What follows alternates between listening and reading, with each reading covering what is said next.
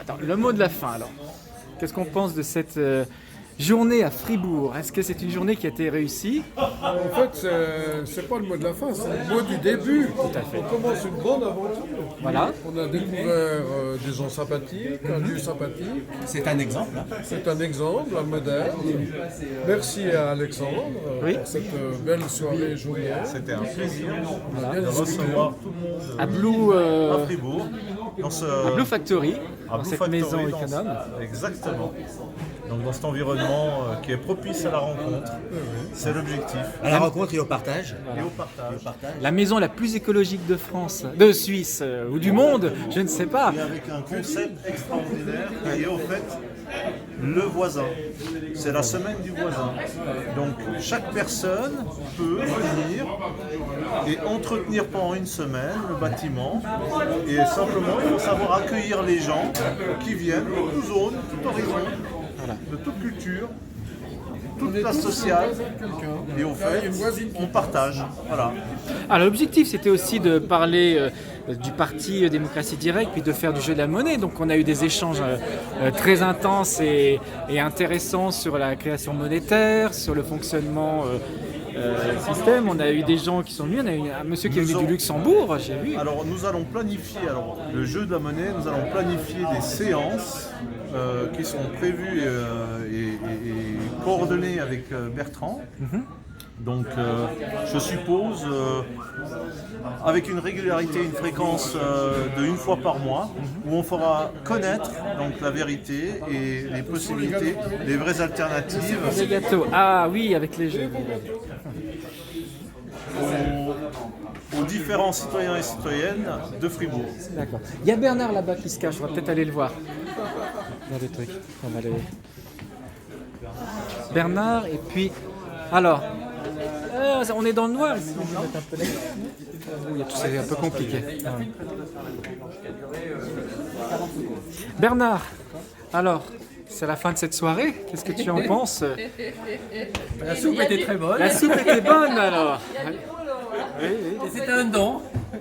Ça me plaît. Mais il y a du boulot. Oui. On a eu des discussions intéressantes tout à l'heure sur la création de la monnaie. Donc, qu'est-ce que tu peux en dire? C'était des échanges qui étaient instructifs. Oui, tout à fait. Mais bon, ce qui est intéressant de voir, c'est que il y a des personnes qui arrivent comme la personne qui est arrivée tout à l'heure qui avait des questions, mais il y a des personnes qui sentent bien qu'il y a un problème. Il y a quelque chose qui ne va pas.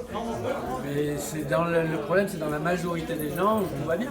Et c'est là qu'il y a une vraie difficulté, c'est qu'on ne peut pas changer des choses tant que la majorité n'a pas évolué, n'a pas pris conscience qu'il y avait un problème. Apparemment, on parle d'une masse critique de 3,5%. Marketing, oui. C'est faible. Il y a des choses qui arrivent autour de 3%, 10%. Donc on est encore dans la phase où il faut que les gens ils soient informés. Beaucoup de gens ne comprennent pas le système, ne sont pas encore informés du système monétaire, ils sont bercés d'illusions, ils pensent que c'est le seul système, voilà, il n'y a pas d'autre système, on ne connaît pas d'autre système, donc il est parfait, voilà. Et là on cherche à démontrer que non, réfléchissez, ce système, il a des failles, il fonctionne mal, et on peut trouver, et on doit surtout trouver une autre solution, parce que on court à notre fin si on continue à cette course. Démocratie, beaucoup de personnes pensent qu'on est en démocratie, alors que, par exemple en France, ça a été énormément exprimé lors de la Révolution, quand il y a eu le choix d'un système politique. La République a été choisie par opposition à la démocratie à l'époque. Oui. Si on revient au discours au Parlement, Donc la République n'est pas si démocratique. La République, c'était le contraire. Oui, parce qu'on parle d'une démocratie représentative. Il faut bien dire une chose. pas une Il y a- démocratie, voilà, par définition. démocratie représentative n'est pas une démocratie. Je choisis mes maîtres. Voilà. Pour une certaine. Alors la seule limite raisonnable, c'est qu'on choisit dans le temps. C'est pas comme les rois, ils sont à vie. C'était avant 7 ans, 5 ans. Mais une fois qu'on a élu son représentant, il peut faire ce qu'il veut et on ne peut pas le contredire. Et c'est ça le gros souci. Mais c'est qu'il y a le problème, c'est qu'il y a un deuxième niveau, comme d'habitude dans ces choses-là. Il y a plusieurs niveaux imbriqués. c'est qu'on croit que ceux qui ont le pouvoir sont nos représentants politiques, et donc ils pourraient faire ce qu'ils veulent, mais en fait non, ils sont eux-mêmes les esclaves des personnes qui créent la monnaie. Parce que le pouvoir souverain, c'est le pouvoir de création monétaire. Est-ce que les vrais maîtres, voilà. Ils disent qu'ils sont à notre service, qu'ils n'ont pas d'agenda eux-mêmes. La phrase le souverain a le pouvoir monétaire, d'accord, ou le pouvoir monétaire c'est le pouvoir du souverain, elle est à double sens. On croit que nous c'est le souverain qui a le droit de créer la monnaie, mais la vraie signification de la phrase c'est que celui qui crée la monnaie devient le souverain. Et à qui est le souverain? C'est intéressant. Le français il est plein de ressources. Bon. Le comprendre. Bah, en tout cas, on est content d'avoir visité cette maison qui est... je vais faire un petit peu le tour pour ceux qui ne connaissent pas. Donc, c'est une maison qui a reçu le premier prix aux États-Unis. Hein. Donc, la place Solar Décathlon. Oui, tu voulais me dire un petit mot? Alors, voilà. Oui, alors, qu'est-ce qu'il en pense? De la soirée ou de la microtaxe. Ah, la microtaxe. Comment est-ce que les jeunes voient la microtaxe? Est-ce que la microtaxe serait une bonne idée? Déjà, comprendre la microtaxe. Ah, c'est pas la politique justement. Donc la microtaxe, c'est de mettre en place, c'est réformer le système financier, parce qu'aujourd'hui le système financier, il est construit sur un mirage. On fait croire que voilà, on a de l'argent, mais cet argent, il est aux mains de banques, et on sait que ça pose pas mal de problèmes. Donc avec la microtaxe, c'est un système qui permettrait justement de prendre une petite ponction sur tous les flux, toutes les transactions, un petit millième. Et ceux qui font le plus de transactions, ce sont les organismes bancaires, justement. Les organismes bancaires qui créent l'argent de rien avec leur système. Et le fait de prendre ce petit millième, donc tout le monde cotiserait, les gens, les trucs, donc on dirait ah oui c'est un impôt, d'accord, mais par rapport à nos besoins, ce ne serait pas une grosse somme, alors que les banques ou les grosses industries financières donc paieraient beaucoup plus. Et vu les montants en jeu, on parle de plus de 10 000 milliards, je ne sais plus, ça suffirait à remplacer tous les impôts. Parce que ça paraît utopique, c'est une bonne idée. C'est une bonne idée en soi. En soi, voilà. Tout à fait. Mais il y a un problème d'éducation, parce que beaucoup de gens, on dit c'est trop beau pour y croire, et pourtant, voilà. On ne plus devoir remplir une fiche d'impôt qui est un aspect administratif lourd, difficile des fois à comprendre et à interpréter. Je pense que ça peut être intéressant dans le futur de déplacer un petit peu cette complexité vers une microtaxe qui serait automatique sur une transaction bancaire où on n'aurait plus à se préoccuper d'un aspect administratif.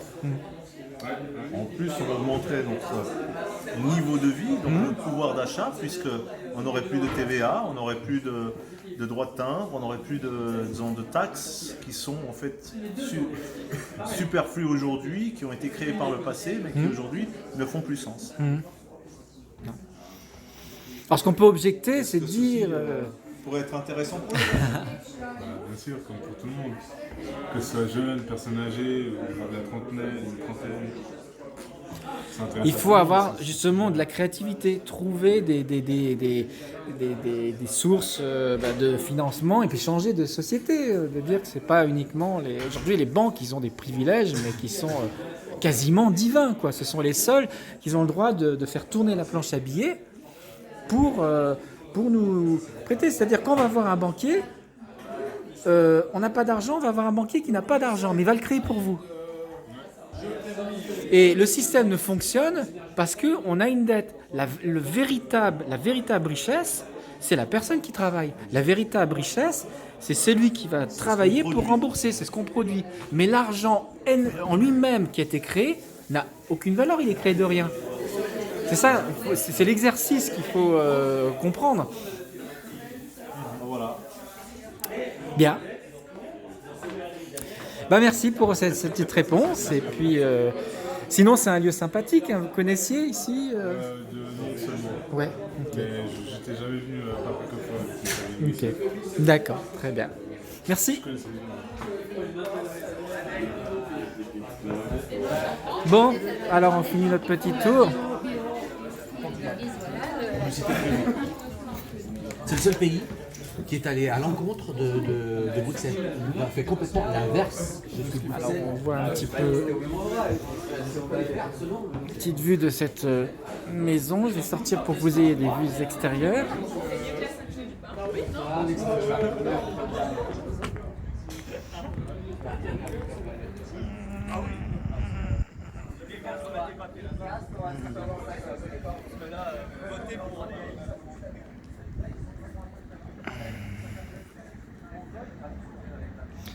Voilà, donc ça c'est la maison. On est donc à Fribourg, près des anciennes usines Cardinal qui fabriquaient de la bière. Et le site a été complètement transformé pour créer un parc d'innovation technologique avec des startups, des sociétés, des nouveaux projets. Et posé là, donc cette maison qui a reçu donc le premier prix aux États-Unis donc de maison intelligente, qui est donc en Suisse la maison la plus économe de Suisse. Et j'arrête ce direct.